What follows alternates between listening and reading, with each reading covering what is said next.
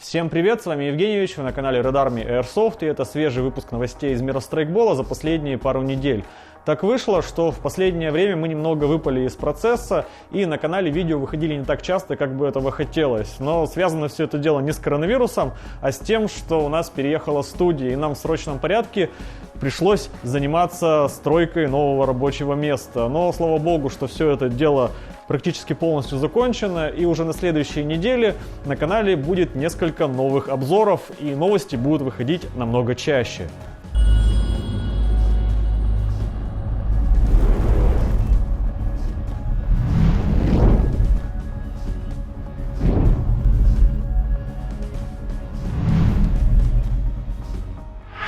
Итак, начать хочу с того, что в польском магазине Taiwan Gun была замечена AEG-версия АК-12 от Arcturus. А это значит, что в скором времени привод доедет и до российского рынка. Ценник на наши деньги примерно 25 тысяч рублей. Заявленный вес 3,5 кг, длина внутреннего стволика 425 мм. Ствольная коробка, крышка ствольной коробки, переключатель режимов огня, имитация затвора и другая фурнитура выполнены из стали. А вот ствол для снижения веса и улучшения развесовки сделали из алюминия. Как и с другими приводами от Arcturus, в комплекте будет поставляться механический магазин с возможностью переключения емкости со 130 шаров на 30 шаров. Silverback Airsoft анонсировали новую линейку спринговых снайперских винтовок SRS-A2, которая копирует новинки от Desertec. Линейка SRS-A2 заменит SRS-A1, производство которой на текущий момент уже остановлено. Уже в этом месяце свет увидят 16-дюймовая коверт-версия и 22-дюймовая версия. 16-дюймовая спорт-версия появится в июне. Все новинки будут доступны в трех цветах: черный, песочный и олива. Планируется версия для правшей и для левшей. Новая линейка полностью совместима с запчастями от предыдущего поколения, за исключением ресивера и ложи. Если проще, то ресивер от SRS-A1 несовместим с M-Lock-цевьями от SRS-A2, так же как и ресивер от SRS-A2 несовместим с ложей от SRS-A1. В сравнении с предыдущим поколением винтовка стала на 25% легче, в базе установлено новое M-Lock-цевье, на передней части ресивера появилось крепление для сошек, установлен новый спусковой крючок, а конструкция крепления ствола стала более надежной. Еще Silverback Airsoft показали 3D-презентацию их нового привода MDR-X. Прототипы этого привода мы даже лично держали в руках на выставке IWA 2018 и IWA 2019. Видео есть на канале. Напомню, что новинка реплицирует огнестрельный bullpup-карабин MDR от Desertec.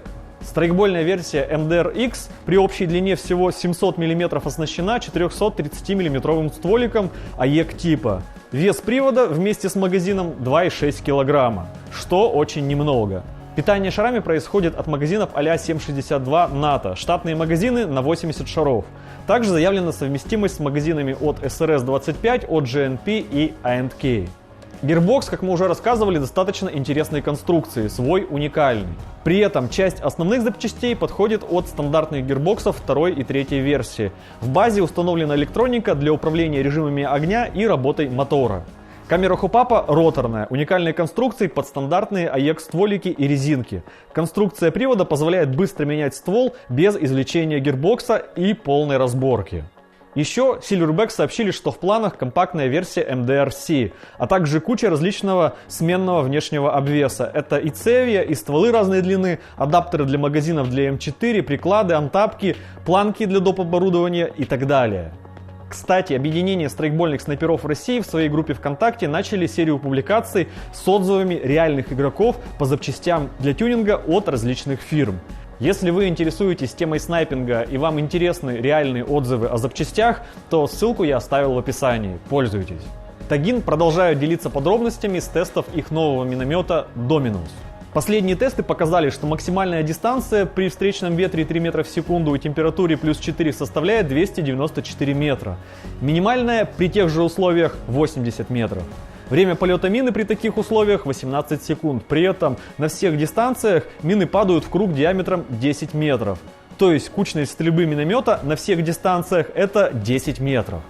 Практика использования показала, что при стрельбе из закрытой позиции на дистанциях более 200 метров вести огонь без корректировщика просто невозможно. Если хотите попадать на таких дистанциях, то вам придется создавать специальную группу, которая будет заниматься этим минометом и разведкой. Доска для наводки Plotting Board, про которую я говорил в прошлом выпуске, полностью синхронизирована с прицельными миномета. Вся математика и физика работает как нужно. Еще Тагин засветили специальные колпачки с отверстиями, благодаря которым мина во время полета будет издавать свист, вселяя ужас в сердца противника. Немного саморекламы про наш магазин страйкбольной пиротехники Бабахи. Правда, информация будет внезапно не про пиротехнику. Мы решили немного расширить наш ассортимент, и теперь у нас продается околотактическая одежда и патчи, которые можно налепить на эту околотактическую одежду. К нам на склад приехала партия рубах от Phoenix RME. Да, это такие рубахи в покрое Combat Shirt, но с рукавами в клетку. Я сам таскаю такую рубаху на съемки уже вторую неделю, хотя думал, что буду использовать ее для пострелушек. Расцветки разные, размеры тоже. Ссылка на каталог в описании. Еще к нам приехала целая куча разных патчей. Прямо сейчас их добавляют на сайт. Ссылку я тоже оставил. В ближайшее время там появится еще много всяких интересных штук, так что следите за новостями. Для авторизованных дилеров G&G запустили предзаказ на новую линейку бюджетных приводов АК-серии с предустановленным MOSFET, электронным спуском и электроникой для управления режимами огня G&G V3 Box ETU. Называется линейка CM47 ETU и состоит из двух моделей АК, которые визуально повторяют облегченный АК 1953 года, но с планкой для крепления прицела. Одна модель с черным обвесом, вторая с обвесом под дерево. Судя по всему, G&G решили установить эту электронику во все свои привода. Даже новая M1 Garand поставляется с предустановленным MOSFET и блоком электроники ETU. Держим в курсе. Tokyo Marui уже начали отгружать в магазины свой новый АК Storm, сделанный по архитектуре Next Generation AEC с имитацией отдачи.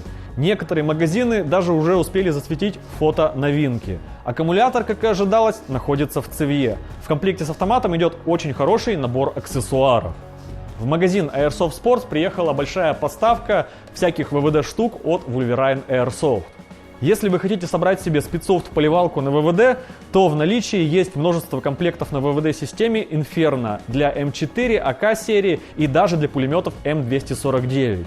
Еще в наличии есть ВВД-система Bolt для болтовок, а также регуляторы с линией и без. Для любителей легких AEC-сборок и экстремального тюнинга в Airsoft Sports в наличии появились фрезерованные стенки гирбокса третьей версии от Bulgir Customs. На все это действуют скидки. Не верите, можете сами посмотреть на их сайте.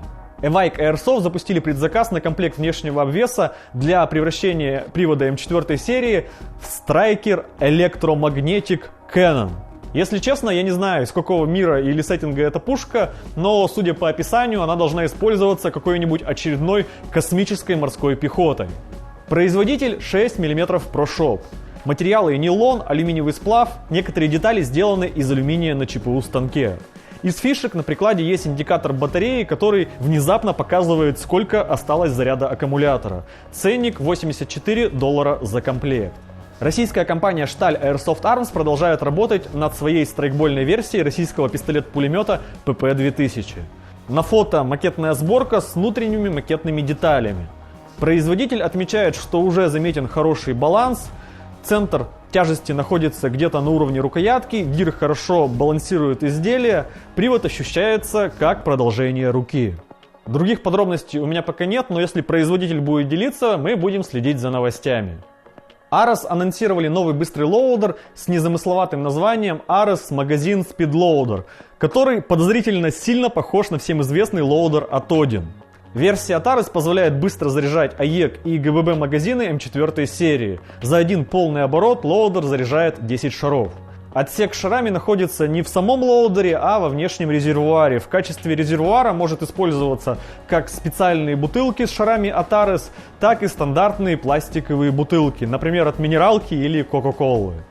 Prometheus анонсировали новый гирбокс второй версии Hard Gear Box Shell, основной идеей которого является возможность автономно получить доступ к ЦПГ или блоку шестерней. Вероятно, это будет полезно для обслуживания гирбокса. Гирбокс изготовлен на ЧПУ станке из авиационного алюминия. Ценник пока не называют, но, зная цены на Leilex, на низкий ценник рассчитывать не приходится. Poseidon анонсировали новые резинки хопапа Pegasus. Помимо уже стандартных фишек с хорошим позиционированием и закруткой шара, обещают, что эти резинки не замерзают и работают даже при низких температурах. Ну, посмотрим. Тайваньская мастерская Robin Hood Tactical начала работу над деталями для страйкбольной версии револьвера Smith & Wesson модель 29. Примечательно, что все детали делаются на ЧПУ станке из авиационного алюминия. Где это будет продаваться, я, к сожалению, пока не знаю.